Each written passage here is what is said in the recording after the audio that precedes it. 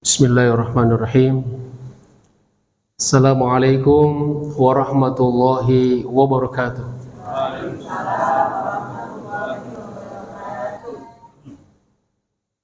Sekali lagi ya untuk mengusir kantuk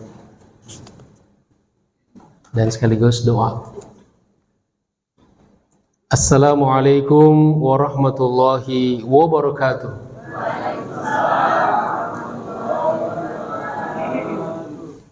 Kalau ngantuk silahkan berwudu ya. Kalau sudah berwudu masih ngantuk lagi boleh mandi. Ada kamar mandi di sini. Alhamdulillahirabbil alamin. Wa bihi nasta'inu ala umuri dunya waddin. Allahumma salli wa sallim ala sayyidina Muhammad. Al-Fatih lima ughliqal khatim lima sabaq. Nasiril haqqi bil haqqi wal hadi ila siratikal mustaqim. Wa ala alihi wa sahbihi haqqa qadrihi wa miqdarihil azim. Subhanaka la ilma lana illa ma 'allamtana innaka antal alimul hakim. Allahumma 'allimna ma yanfa'una wanfa'na bima 'allamtana. Rabbana zidna ilman warzuqna fahma. Rabbi shrah li sadri wa yassir li amri wahlul 'uqdatam min lisani yafqahu qawli, amma ba'd. Ma'asyiral muslimin wal muslimat rahimakumullah, wabil khusus para asatidz, para orang tua, segenap pengurus DKM Masjid Al-Akhbar yang kita cintai ini, serta saudara-saudaraku jamaah sekalian, baik yang ikut di masjid ini secara offline ataupun yang ikut secara online. Mudah-mudahan kita semuanya senantiasa diberikan kemudahan, diberikan keberkahan dari Allah Subhanahu wa taala. Amin ya rabbal alamin.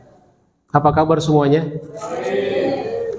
Alhamdulillah, puji syukur kita panjatkan kepada Allah Subhanahu wa taala atas segala rahmat dan karunia-Nya, sehingga insyaallah alhamdulillah pada pagi hari ini setelah kita sholat subuh berjamaah, kita mengawali aktivitas hari kita ini dengan bersilaturahim, kemudian majelis ta'lim. Mudah-mudahan ini semua adalah menjadi amal dan ibadah yang diterima oleh Allah Subhanahu wa taala. Semoga salawat dan salam Allah senantiasa tercurahkan dan terlimpahkan atas qudwah hasanah kita, junjungan kita, suri teladan kita, baginda Rasulullah sallallahu alaihi wasallam. Semoga kita mendapatkan syafaatnya, amin ya rabbal alamin.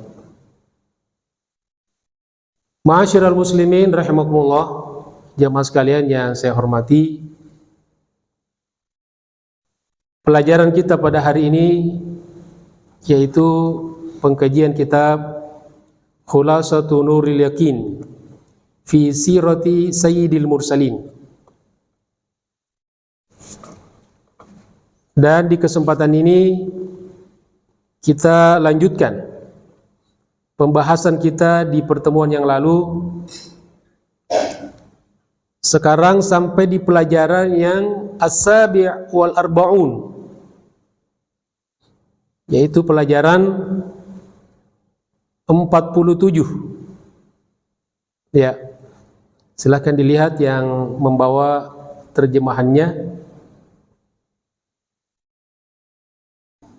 Di sini masih berbicara tentang rangkaian daripada hijrah Nabi kita Muhammad sallallahu alaihi wasallam dari Makkah ke Madinah.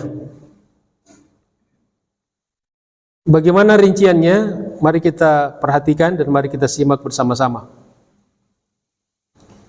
Bismillahirrahmanirrahim. Qala al-muallif rahimahullah, lamma dakhala an-nabiy sallallahu alaihi wasallam, tatkala Nabi sallallahu alaihi wasallam masuk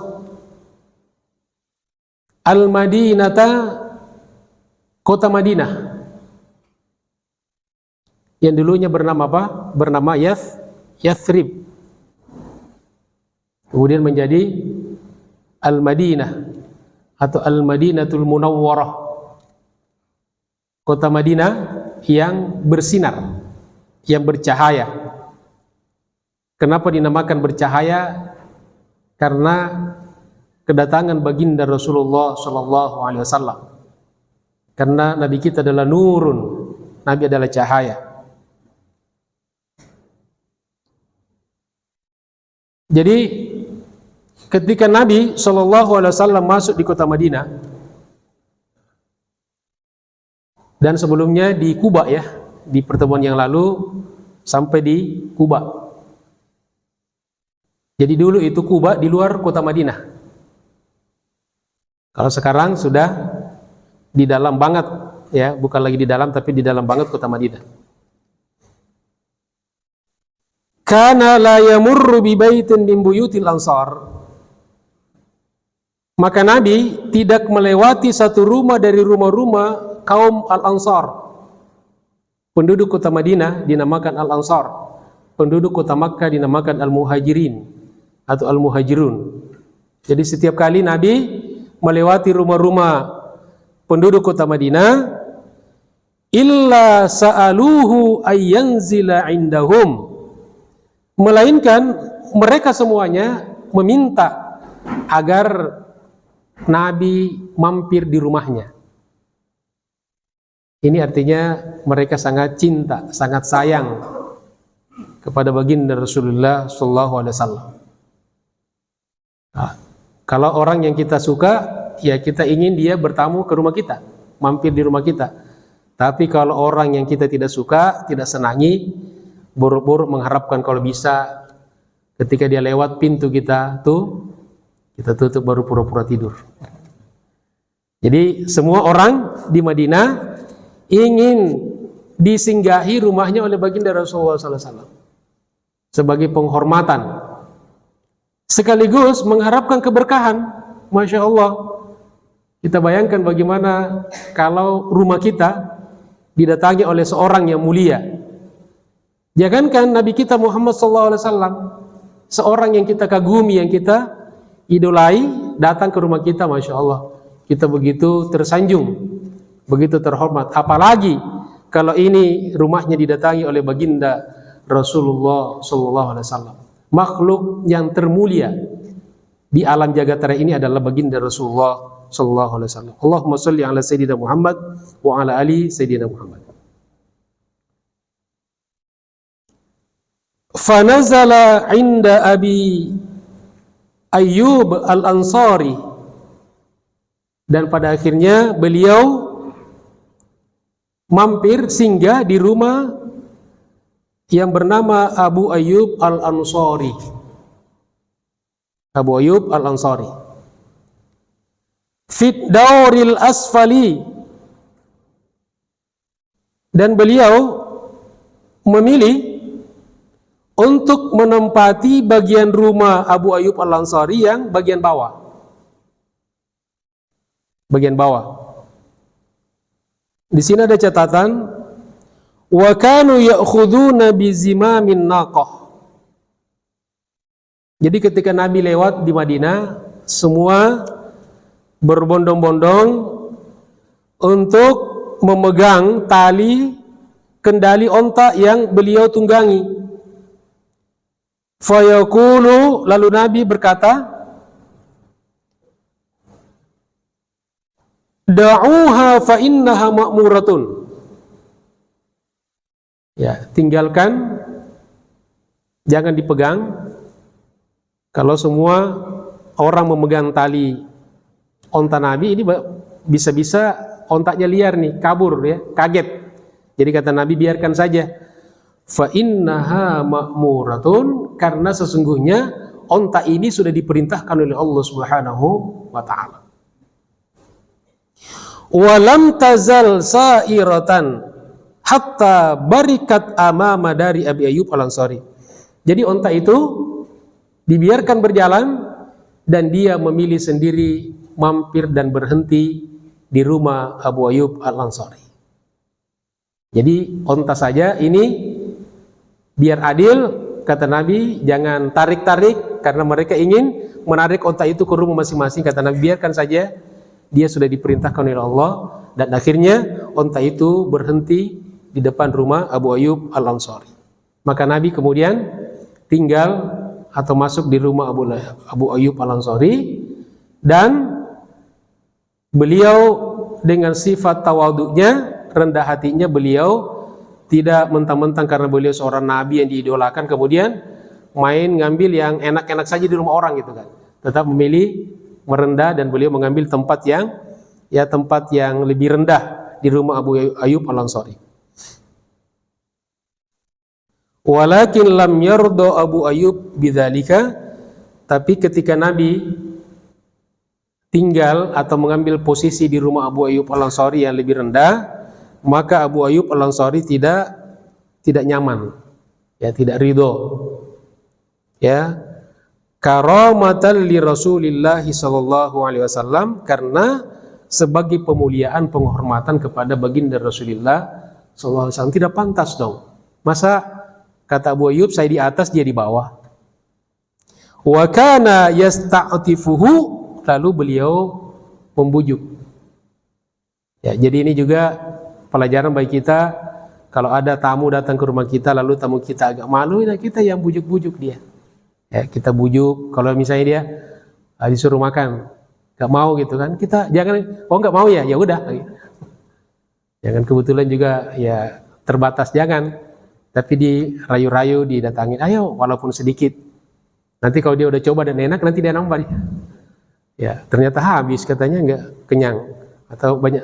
Nah ini kiat-kiat daripada tuan rumah bagaimana meyakinkan tamunya. Mungkin beliau malu, mungkin namanya manusia kan, juga menghormati yang tuan rumah. Wa kana yasta'tifuhu, lalu beliau berupaya untuk membujuknya, hatta taqala ila tabaqatil ulya, sampai beliau mau naik ke tempat yang lebih tinggi. Begitu. Jadi misalnya orang datang nih, kemudian dia duduk di bawah di lantai, padahal ada kursi. Jangan dibilang, ya kamu di situ, biarin aja kamu di situ. Ayo di atas, nggak apa-apa. Ya, ini kursinya memang dibeli untuk diduduki, bukan untuk dipajang. Kemudian, wa qad kana al-ansaru yuhibbuna man hajara ilaihim. Orang-orang Al-Ansar, penduduk kota Madinah, memang suka kepada orang-orang yang hijrah kepada mereka. Wa yu'thirunahum ala anfusihim. Bahkan mereka ithar, lebih mendahulukan kepentingan orang-orang muhajirin daripada mereka sendiri. Hatta innahum tanaza'u fi nuzulihim. Sampai-sampai mereka itu berebut agar Nabi mampir ke rumah mereka. Ya, orang banyak begitu berebut ingin agar Nabi mampir di rumah mereka. Karena tidak ada yang mau ngalah, fahakkamul qur'ata bainahum, maka diundi di antara mereka. Fama nazala muhajirun ala ansariyin illa bil qur'ati, maka tidak ada satu orang pun dari muhajirin yang datang ke rumah Ansar melainkan hasil undian. Jadi diundi, misalnya si A nanti mampir di rumah si B, ini karena undian. Jadi tidak ada salah satu kelebihan undian itu karena tidak ada, jadi lebih objektif ya daripada kalau menunjuk atau memilih. Ya, jadi sistem undian ini sebetulnya dari dulu sudah ada, dan itu biasanya lebih adil karena kita tidak ngatur kan di dalam undian itu, ya. Kecuali memang alat undian yang sudah direkayasa. Thumma innar Rasul sallallahu alaihi wasallam. Kemudian sesungguhnya Rasulullah sallallahu alaihi wasallam akha bainahum. Beliau melakukan satu program yang utama yang beliau lakukan sesampai di Madinah. Setelah di Kuba bangun masjid, kemudian masuk di kota Madinah, yang beliau lakukan adalah melakukan al-mu'akhah. Apa al-mu'akhah? Persaudaraan. Jadi beliau mempersaudarakan antara orang-orang muhajirin dan orang-orang ansor. Ini penting nih. Jadi Nabi melihat bahwa di dalam berjuang, memperjuangkan Islam, membela Islam, aspek ukhuwah ini sangat penting. Karena jangan sampai fasilitas sudah ada tapi kita tidak bersatu, kita tidak berukhuwah, kita terpecah belah. Ya. Jadi beliau melihat bahwa yang paling penting, prioritas pertama adalah bagaimana mempersatukan orang-orang muhajirin dan orang-orang ansar. Uhuwatan islamiyatan, persaudaraan yang dibangun di atas persaudaraan Islam. Mungkin selama ini mereka sudah bersaudara secara kesukuan, kedaerahan kan, tapi Nabi ingin memformat persaudaraan mereka itu adalah persaudaraan Islam, namanya ukhuwah Islamiyah atau ukhuwah imaniyah. Allafat qulubahum, Nabi juga mentaklif hati-hati mereka, jadi membuat hati mereka itu menerima, hati mereka itu ridho, ya, bisa bersatu, bisa saling menerima. Karena kalau tidak di program seperti itu, kadang-kadang masih melihat kalau kesukuan yang dikedepankan, kadang-kadang oh dia dari mana? Dia bukan suku kita, bukan kelompok kita. Tapi Nabi mentaklifkan hati mereka dengan mempersaudarakan mereka sama-sama orang Islam. Wa ja'alatha kasyai'il wahid, dan menjadikan itu seperti sesuatu yang satu. Kalau dijelaskan dalam hadis, orang beriman itu seperti tubuh yang satu. Idza ishtaka minhu 'udwun, apabila salah satu dari bagian tubuh itu merasakan sesuatu gangguan, tada'alahu sa'irul jasadi bis-sahri wal humma, maka semua anggota tubuh merasakan demam dan sakit. Iya kan? Jadi kalau tangan kita sakit, tentu semua badan kita merasa sakit. Kepala kita sakit, semua tubuh kita sakit. Jadi Nabi ingin membuat orang Islam, kaum muslimin seperti sesuatu yang satu, seperti bangunan yang satu.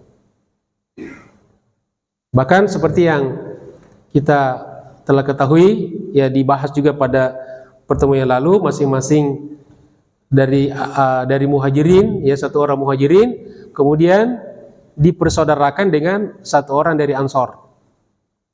Jadi Nabi yang memilih, ya, kamu pasangan dengan ini. Tentu dengan proses Qur'an tadi saya diundi. Jadi semua sudah dapat pasangan-pasangannya, lalu mereka silahkan ya melaksanakan, mengimplementasikan persaudaraannya masing-masing. Ya. Sampai ada yang kepada saudaranya dia bilang, orang ansor berkata kepada saudaranya dari muhajirin, saya punya harta sekian, kita bagi dua ya. Saya punya kebun sekian, kita bagi dua ya. Sampai ada yang berkata, saya punya istri dua, silahkan kamu lihat mana yang kamu suka, lalu saya ceraikan dia, lalu setelah itu kamu nikah dengan dia. Tapi perhatikan, apa jawaban orang muhajirin? Kira-kira kalau kita ditawari seperti itu, apa yang kita lakukan? Ya, kesempatan nih, gitu kan? Kapan lagi nih? Ya. Tapi apa jawaban orang-orang dari muhajirin, orang-orang dari Makkah ketika mendapatkan kemuliaan dari saudaranya dari Ansor? Beliau hanya berdoa dan mengatakan, jazakumullahu khairan, barakallahu fi amwalikum wa ahlikum. Terima kasih saudaraku, semoga Allah membalas kalian, semoga Allah memberkahi kalian atas harta dan keluarga kalian. Jadi cerita itu jangan dipotong hanya tawaran saja, harus dipadukan juga dengan jawaban dari mereka. Karena jangan sampai ada yang terkesan seolah-olah orang-orang muhajirin menerima tawaran itu. Itu cuma tawaran kebaikan kan, tapi tidak terjadi. Jamaah sekalian dirahmati Allah Subhanahu wa taala. Berikutnya, lamma istaqarra ar-rasulu bil Madinah, ketika Nabi SAW telah tinggal menetap di kota Madinah, arsala fi talabi man takhallafa min ahlihi. Nabi ketika sampai di Madinah dan sudah nyaman ada satu ganjalan dari Nabi. Bagaimana dengan saudara-saudaranya, keluarganya yang tertinggal di Makkah? Karena ketika hijrah tidak semua bisa langsung berangkat. Itu jadi beban pikiran Nabi. Lalu arsala fi talabi man takhallafa min ahli. Nabi mengutus orang ke Makkah untuk mencari, untuk mendata siapa penduduk Makkah yang belum sampai ke Madinah, terutama dari orang-orang Islam, keluarga beliau dan keluarga para orang-orang muhajirin itu. Ya, kalau kita kan sudah nyaman, ngapain mikirinnya di sana? Ya kan? Ini sosok pemimpin yang luar biasa baginda Rasulullah SAW. Fa kharaja ma'ahum Abdullah ibnu Abi Bakrin. Lalu delegasi ke Makkah yang diutus oleh baginda Rasulullah SAW untuk melacak, mendata orang-orang muhajirin yang masih tinggal di Makkah, yang belum bisa sampai ke Madinah, dipimpin oleh Abdullah. Abdullah ini adalah putra daripada Abu Bakar As-Siddiq. Jadi ini iparan dengan baginda Rasulullah SAW karena dia adik kakak dengan Aisyah. Wa qad mana'a musyriku Makkah ba'dal mustad'afina minas safar. Tapi apa yang dilakukan para pembesar orang-orang Quraisy, kafir Quraisy di kota Makkah? Mana'a musyriku Makkah, mereka mencegah ba'dal mustad'afina minas safari, sebagian besar orang-orang yang lemah. Jadi yang tertinggal ini rata-rata orang-orang lemah. Mungkin mereka sakit, mungkin mereka sudah berumur, atau mungkin mereka tidak punya biaya, ya, tidak punya kelonggaran untuk bisa langsung hijrah bersama baginda Rasulullah SAW. Nah, mereka ini dicegat, ya, dilarang untuk pergi ke Madinah oleh para pembesar orang-orang kafir Quraisy. Tidak sekadar dilarang, wa'adzabuhum 'adzaban aliman. Mereka menyiksanya dengan siksaan yang pedih. Ya, disiksa, ya, diintimidasi dan seterusnya. Fakana Rasulullah sallallahu alaihi wasallam yad'u lahum fi witril isya. Ketika Nabi mengetahui bahwa saudara-saudaranya, para sahabat-sahabat yang tertinggal di Makkah diintimidasi, disiksa sedemikian rupa, maka yad'u lahum fi witril isya wa salatis subhi. Maka Nabi kemudian mendoakan mereka di dalam kunut salat isya dan salat subuh. Ba'da ruku'i, setelah ruku, wa qablahu, dan setelahnya dan sebelumnya. Wa hadza aslul qunut, dan inilah, dari sini adalah dalil tentang adanya kunut. Ya, makanya kunut itu ada dua caranya. Kalau dalam mazhab Syafi'i seperti kita, itu kunutnya setelah ruku, ya. Jadi ruku, bangkit dari ruku, kemudian kunut. Sedangkan dalam mazhab Al-Maliki, ya, mazhab Maliki, maka kunutnya itu sebelum ruku. Ya, jadi misalnya setelah baca Fatihah di rakaat kedua, kemudian membaca surat, misalnya Al-Kafirun, ya, atau apapun, setelah selesai surat maka langsung kunut. Setelah kunut baru ruku, setelah ruku baru bangkit dan langsung sujud. Jelas Bapak Ibu sekalian? Jadi kalau misalnya ke daerah-daerah atau ke negara-negara yang di sana penduduknya mayoritas bermadzhab Maliki, kemudian kunut sebelum ruku, nah, jangan kaget, ini aliran apa lagi nih, ya. Tapi biasanya kita keder, ya, sama dengan kita orang-orang Indonesia nih. Saya waktu ke Turki, pertama kali ke Turki, sholat subuh di masjid, di sana aminnya itu tidak dikeraskan, ya. Jadi waladdallin, amin silent, ya. Nah, kita orang-orang Indonesia begitu waladdallin, kalau terbiasa amin, ya, kelihatan sendiri. Setelah salat kita dipelototin sama orang-orang itu. Tapi mereka tidak marah karena mereka paham, ya, bahwa kita adalah orang-orang Indonesia yang bermazhab Syafi'i, ya. Kebanyakan kita bermazhab Syafi'i.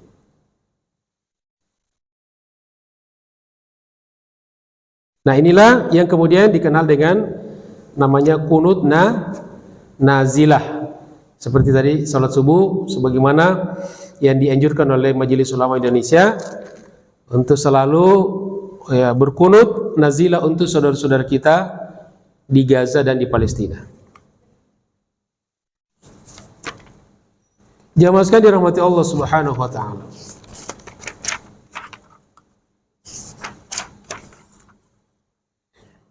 Fi sanatil ula minal hijrah, pada tahun pertama dari hijrah, banar Rasulu masjidahu syarif, Rasulullah sallallahu alaihi wasallam kemudian membangun masjidnya yang mulia. Masjid apa namanya? Masjid Masjid apa? Masjid Nabi, Masjid Nabawi. Kuba sudah selesai kan? Sudah selesai. Ya, jadi duluan dibangun Kuba daripada Masjid Nabawi. Jadi ini yang dibicarakan, yang dibangun sekarang ini adalah Masjid Nabawi. Wa qad amila fihi bi nafsihi, dan beliau juga mengerjakan, ikut bekerja sendiri. Jadi beliau juga ikut membangun. Untuk apa? Liyuraggiba al-muslimina fil amali, untuk memberikan semangat, dorongan kepada kaum muslimin yang bekerja. Jadi kadang-kadang pemimpin itu, tokoh-tokoh itu juga ikut. Misalnya ada orang kerja bangunan nih, jangan cuma pintar nyuruh-nyuruh doang, atau di balik layar. Kadang-kadang juga harus dia tampil, dia hadir, walaupun megang cangkul gitu, sekedar megang aja, megang sapu, untuk apa? Untuk memberikan semangat. Oh, dia saja mau bekerja, dia tidak sekedar nyuruh-nyuruh saja. Ini Nabi kita lakukan, ikut bekerja juga, ikut ngangkut batu bata, ikut ngangkut pasir dan seterusnya. Wa fiha syuri'al adzan, dan pada tahun pertama Hijriah juga disyariatkan adzan. Jadi kalau ada pertanyaan, kapan adzan disyariatkan? Bu, Pak, kapan azan disyariatkan? Azan seperti tadi itu, kapan disyariatkan pertama kali? Kapan? Ini pada tahun pertama. Ya, pada tahun pertama. Memang kalau pagi-pagi begini kurang minum ya, jadi kadang-kadang konsentrasi buyar ya. Silakan minum dulu, ada minumannya. Kurang minum mineral. Alhamdulillah. Wa fiha syuri'al adzan, dan pada tahun itu, tahun 1 Hijriah, juga disyariatkan adzan. Istasyara Rasulullah sallallahu alaihi wasallam ashabahu fima yaf'al. Nabi meminta pendapat-pendapat sahabatnya apa yang dilakukan. Idza ana waktu sholat, kalau waktu sholat masuk. Ini sebelum azan disyariatkan ya. Jadi ganjalan juga. Setiap masuk waktu sholat, bagaimana caranya untuk menyampaikan kepada kaum muslimin. Maka Nabi nih salah satu ciri pemimpin, selalu bermusyawarah, minta pendapat orang lain. Lalu Nabi kumpulkan sahabat, apa kira-kira yang bagus kita lakukan kalau masuk waktu sholat, untuk menandai waktu sholat agar orang-orang tahu. Faqala ba'duhum, ada sebagian mereka ngusulin, narfa'u rayatan, kita angkat bendera. Jadi setiap sholat kita naikin bendera gitu. Wa qala akharun, yang lain juga memberikan usulan, nus'ilu naran ala murtafa al-hidab, kita menyalakan api di tempat yang tinggi. Ya, Jadi usulan yang kedua, setiap mau waktu sholat masuk kita nyalakan api. Wa asyara akharuna bibuk. Yang lain mengusulkan agar memakai buk. Ya, buk itu adalah trompet. Kama taf'alul yahudu, seperti yang dilakukan orang-orang Yahudi. Jadi trompet itu Yahudi. Ya. Wa asyara ba'duhum bin naqus kan nasara. Sebagian juga mengusulkan agar memakai lonceng. Ya, lonceng seperti yang dilakukan oleh orang-orang Nasara. Jadi lonceng itu budaya agama Nasrani. Kalau trompet itu budaya Yahudi. Jadi perayaan akhir tahun trompet dan yang banyak trompet ya.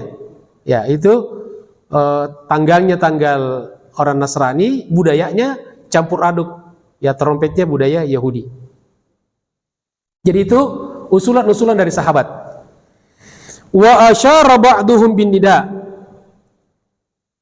Dan sebagian yang lain mengusulkan agar ada yang memanggil. Setiap mau sholat ada yang berteriak, "Oi, sholat, oi." Kira-kira begitu. Kalau bahasa kita, "Sholat, sholat."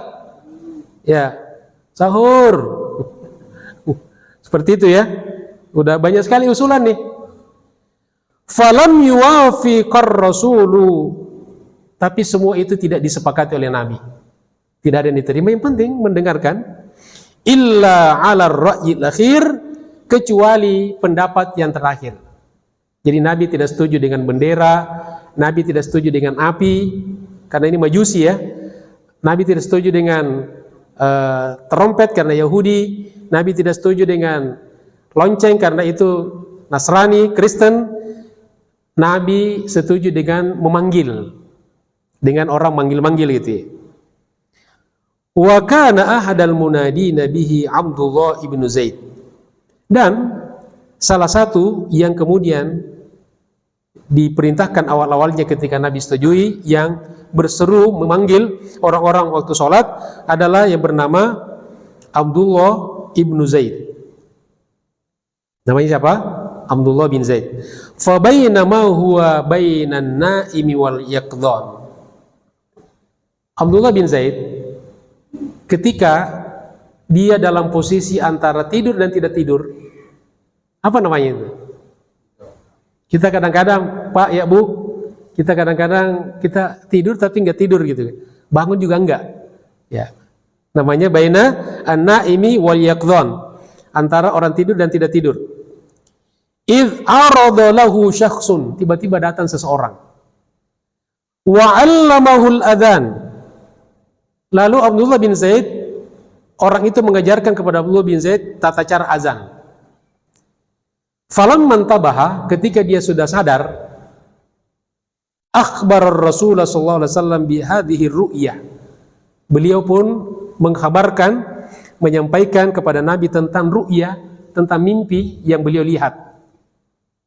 Faqala, lalu Nabi berkata, menjawab, innaha la ru'ya haqq. Sesungguhnya itu mimpi yang benar. Wa amarahu ayyulaqqinahu Bilalan. Lalu Nabi nyuruh Abdullah bin Zaid agar mengajarkan tata cara azan itu kepada Bilal. Bilal bin Rabah, seorang mantan budak yang berasal dari Afrika, ya. Walamma sami'ahu Umar ibnul Khattab.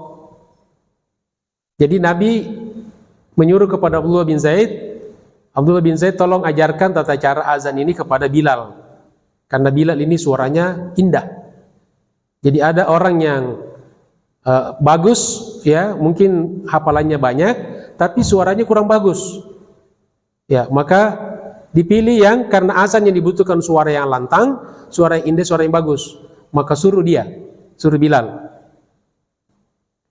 Kemudian ketika Umar bin Khattab mendengarkan cerita dari Abdullah bin Zaid tentang adanya orang, ya, yang itu adalah wahyu, malaikat yang datang mengajarkan kepada dia untuk tata cara azan, apa kata Umar? Wallahi, demi Allah, Ra'aitu mithlahu, aku pun bermimpi melihat seperti itu. Akhrajahu Ahmad, hadis ini diriwayatkan oleh Imam Ahmad dalam jilid 4 halaman 43. Ya, jadi diriwayatkan bahwa setelah itu kemudian ada beberapa sahabat yang bermimpi sama dengan itu, dan karena itulah baginda Rasulullah SAW tidak ada keraguan lagi untuk menetapkan tata cara azan untuk memanggil orang yang azan, orang yang sholat, mau sholat. Liyunabbihal ghafil, untuk mengingatkan orang-orang yang lalai. Sebab jamaah sekalian, kalau andaikan nih tidak ada panggilan untuk kita sholat setiap waktu masuk waktu sholat, mungkin banyak orang tidak sholat. Ya, jangankan tidak ada saja banyak yang lalai. Ya, tapi banyak orang yang ketika dia sedang melakukan satu kegiatan tiba-tiba mendengarkan azan, oh azan. Walaupun ada cuma oh gitu, oh doang gitu kan. Salat maka agak gitu. Tapi ada juga oh langsung wudu, langsung bergegas salat di rumah atau di masjid. Syukur-syukur bisa berjamaah di masjid.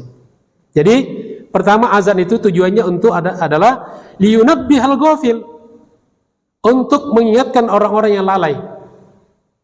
Kalau yang tidak lalai dan ini sedikit, tanpa azan pun sebetulnya udah tahu. Lihat jam, oh langsung datang.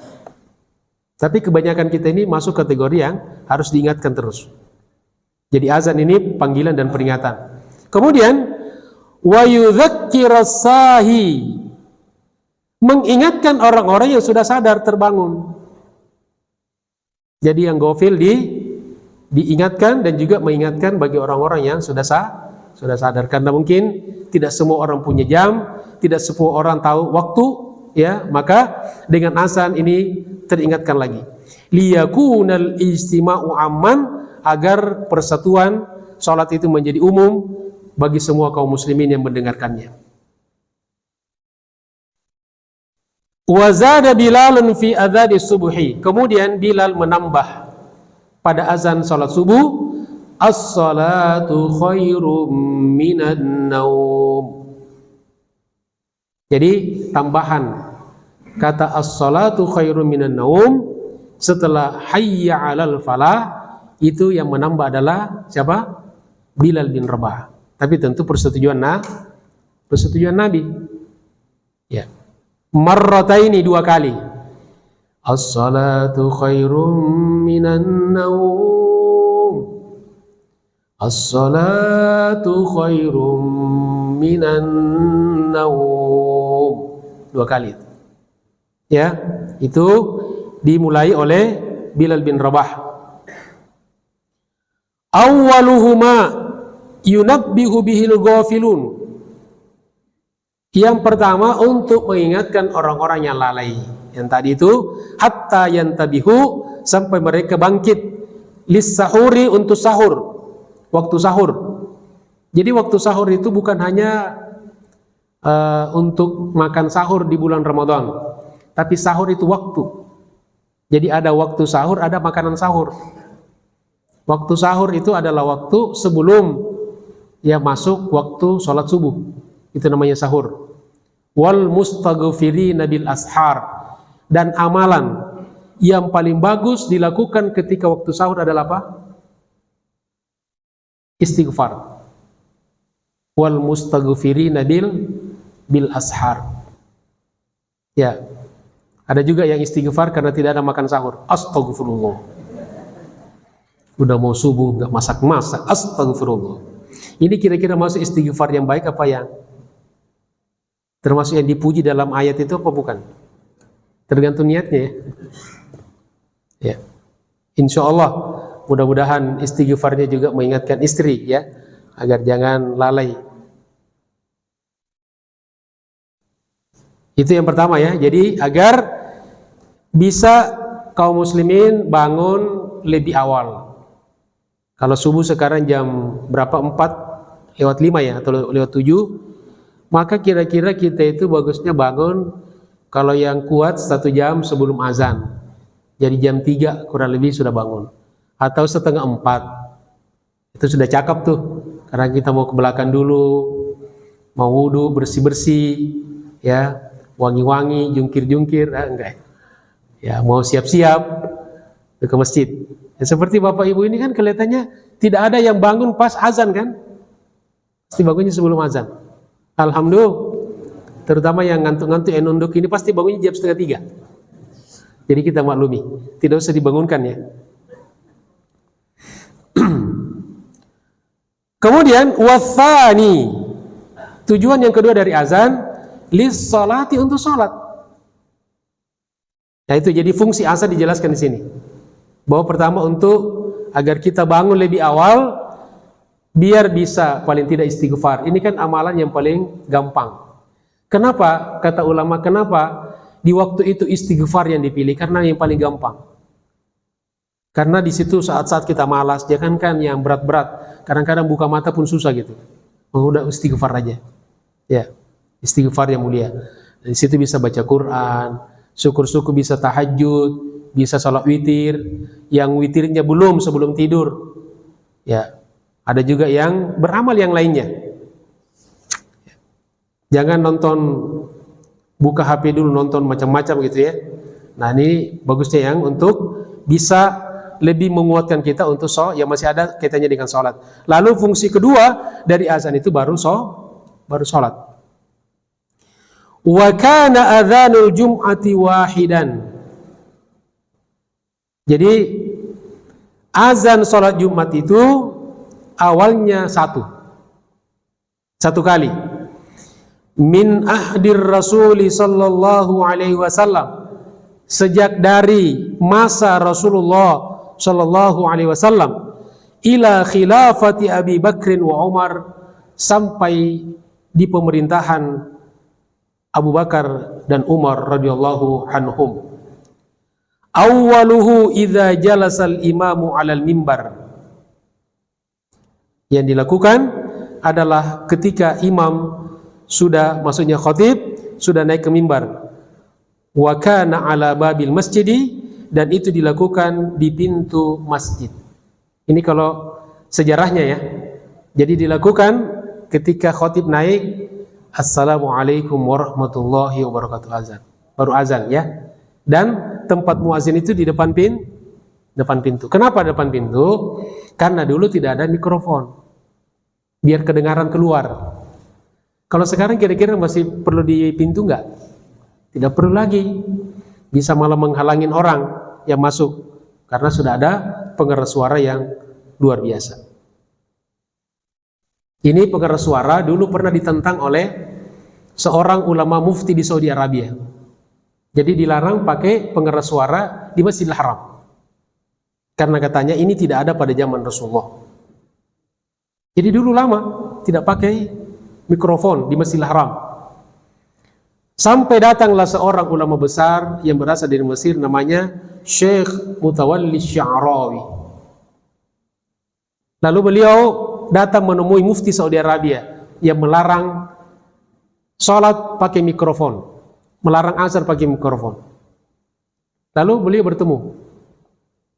Kata Mutawalli Sya'rawi, andakah betul Anda mengatakan dilarang atau haram menggunakan pengeras suara azan dan sholat di Masjidil Haram? Betul, karena tidak ada pada zaman Rasulullah SAW.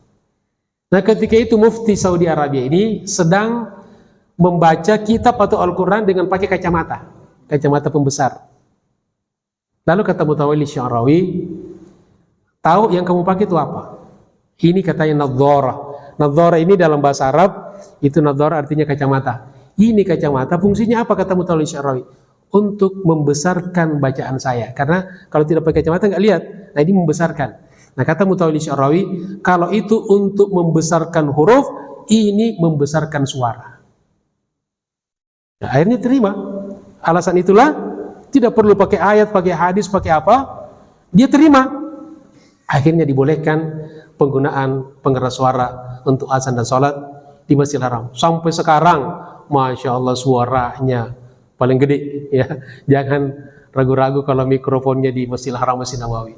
Dan saya hampir 5 tahun di Madinah dan di Makkah juga bolak-balik, belum pernah kita mendengarkan sound system di dua masjid ini nyut gitu kan.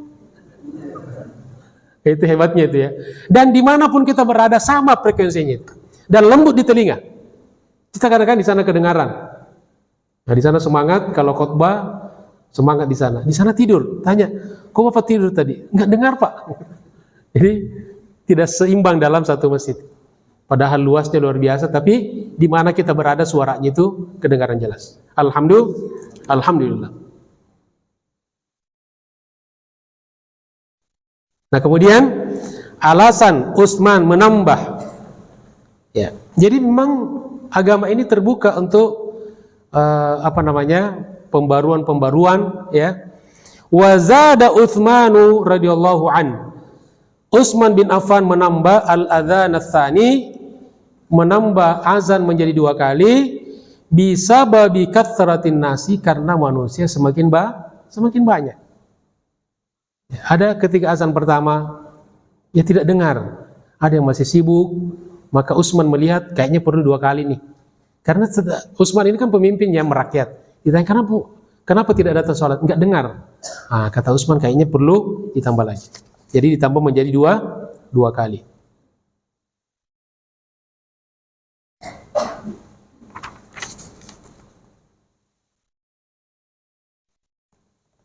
Lanjut, jemaah sekalian. Berapa menit lagi isyraq? Berapa? Ya, lanjut ya. 1 lagi ya. Baik. Lamma ra'at Yahudul Madinah intishar al-Islami fiha. Ketika orang-orang Yahudi Madinah, jadi dari dulu ada namanya Yahudi Madinah. Jadi salah satu penduduk asli Madinah dulu ada kelompok orang-orang Yahudi yang menempati Madinah atau Yathrib. Ketika Yahudi Madinah melihat dan menyaksikan penyebaran Islam di Madinah itu, azharul adawata lil muslimin, mereka kemudian menyatakan ya secara terbuka permusuhan terhadap orang-orang Islam. Jadi orang Yahudi ini memang dari dulu ya. Jadi kalau sekarang benci sama umat Islam, itu tidak usah kita heran, dari dulu memang. Wa akhadhu yajtahiduna fi raddihim 'anil Islam. Apa yang mereka lakukan? Mereka berupaya sekuat tenaga untuk mengembalikan orang-orang Islam yang sudah masuk Islam. Karena ada yang dari Yahudi masuk Islam, ada orang-orang dari Arab yang belum Islam kemudian masuk Islam. Nah, kerjanya mereka ini bagaimana memprovokasi mereka ya, menjelek-jelekkan Nabi, menjelek-jelekkan Islam agar mereka ini berbalik masuk ke dalam agama lama mereka. Wa kanu min qablu yukhbiruna Arabal Madinah.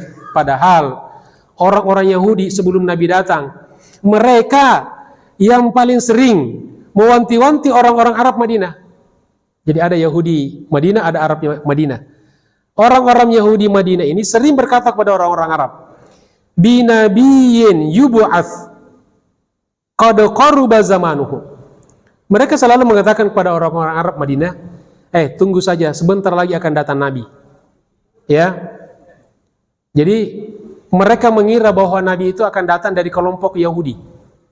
Selalu mengatakan, ya, sebentar lagi akan datang Nabi dari kelompok kami.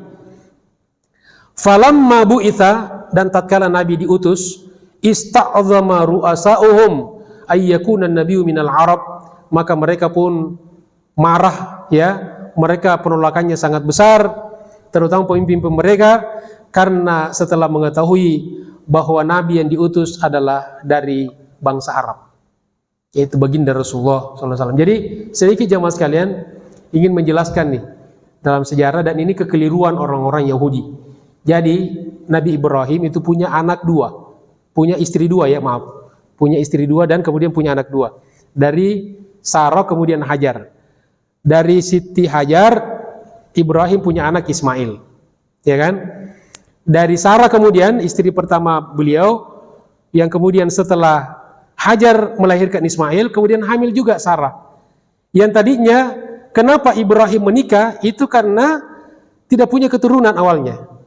Ini juga ibu-ibu yang suaminya tidak punya keturunan, ini bisa pakai caranya Nabi Ibrahim alaihissalam. Dan ini usulan dari Siti Sarah. Bukan maunya Ibrahim. Ibrahim nggak apa-apa deh katanya. Tapi Sarah, kata Sarah, nanti tidak ada pelanjutnya nanti. Tapi tidak punya anak ya. Jadi kemudian menikahlah dengan Hajar. Setelah menikah Hajar, lahir Ismail.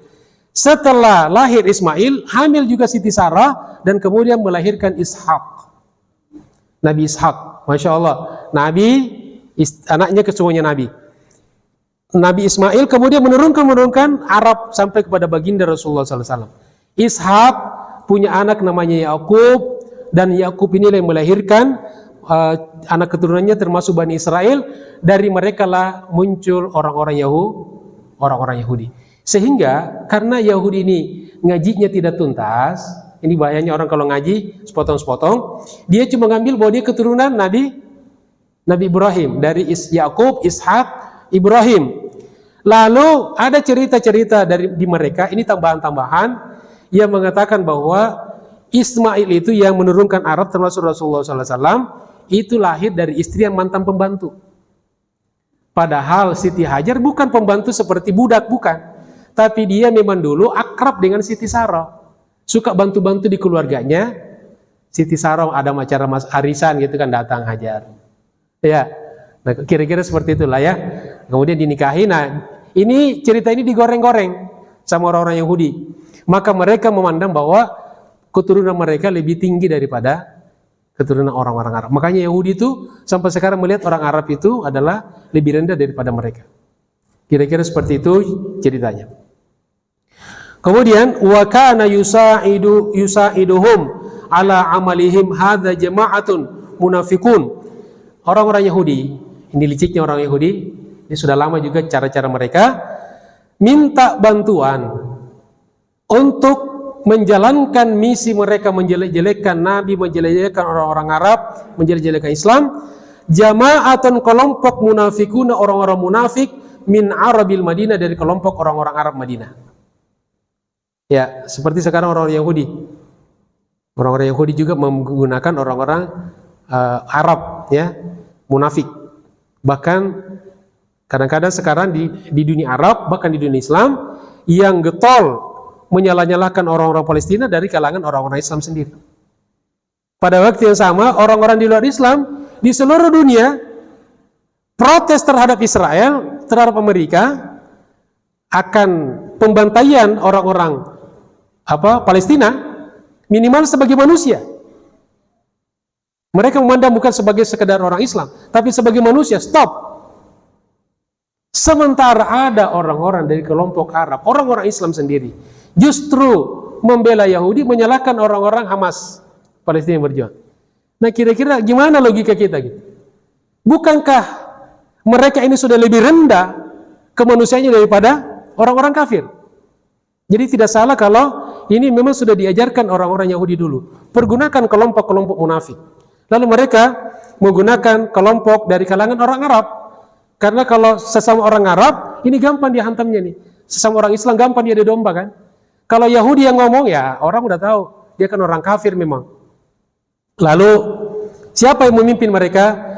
Yar'usuhum Abdullah ibnu Ubay ibni Salul. Seorang munafik dari kelompok Arab Madinah, dipimpin oleh orang yang bernama Abdullah ibnu Ubay ibni Salul. Namanya Abdullah, tapi mereka bukan menyembah Allah. Memang orang-orang dulu suka pakai nama-nama Abdun, ya, termasuk Abdullah. Falamma ra'ar rasul minhum dzalik, ketika Nabi melihat ya perlakuan orang-orang Yahudi seperti itu, aqada ma'ahum ahdan ala alla yu'dhuhu. Seorang pemimpin harus jeli melihat kondisi, maka Nabi kemudian membuat perjanjian. Jadi ada perjanjian damai, perjanjian sama kemudian dilakukan Nabi ketika Hudaybiyah. Itu memang tugas pemimpin seperti itu. Ya, jadi jangan dikira kok kita setuju dengan orang-orang kafir, tidak. Ini strategi hidup, strategi perjuangan. Kadang-kadang kita harus ada perjanjian, ya, terutama di kala masih lemah. Apa isinya? Agar mereka tidak saling mengganggu. Itu minimal, jangan saling mengganggu. Wala yuharibahum, jangan memerangi mereka, jangan saling memerang. Wala yata'arrad lidinihim, jangan masuk di ranah agama orang. Jangan menjelek-jelekan agama orang. Karena kalau kejelekan, yang pemeluk agama dijelekkan balik menjelekkan agama yang pertama. Ammal munafiqun, adapun orang-orang munafik, fakana yaqbalu minhum ma dhahar, mereka menerima apa yang muncul dari mereka, wa yutraku ma batan, jadi menyikapi orang-orang munafik, yaqbalu minhum ma dhahar, terima apa yang muncul dari, dinilai dari apa yang dia nampakkan. Jadi apa yang dia nampakkan itu yang, karena pada prinsipnya manusia dinilai daripada apa yang dia nampakkan. Dan orang-orang munafik ini, apa yang dia tampakkan dengan apa yang di hatinya berbeda. Kalau dia mengatakan baik, di hatinya mengatakan jelek. Jamaah sekalian dirahmati Allah Subhanahu wa taala. Demikianlah kajian kita pada pagi hari ini. Ya, mudah-mudahan menjadi ilmu yang bermanfaat. Semoga dengan kita mengetahui bagian-bagian dari sirah perjuangan baginda Rasulullah dan para sahabat, kita lebih bersemangat lagi dalam berislam, dalam berdakwah. Mudah-mudahan Allah senantiasa berikan pada kita keikhlasan dan keistiqomahan di dalam berislam, dalam berdakwah, dalam berjuang untuk menegakkan agama Allah Subhanahu wa taala. Terima kasih atas segala perhatiannya. Mohon maaf atas segala kekurangannya. Billahi taufiq wal hidayah. Allahul muwaffiq ila aqwamit thoriq. Tsumma assalamu alaikum warahmatullahi wabarakatuh.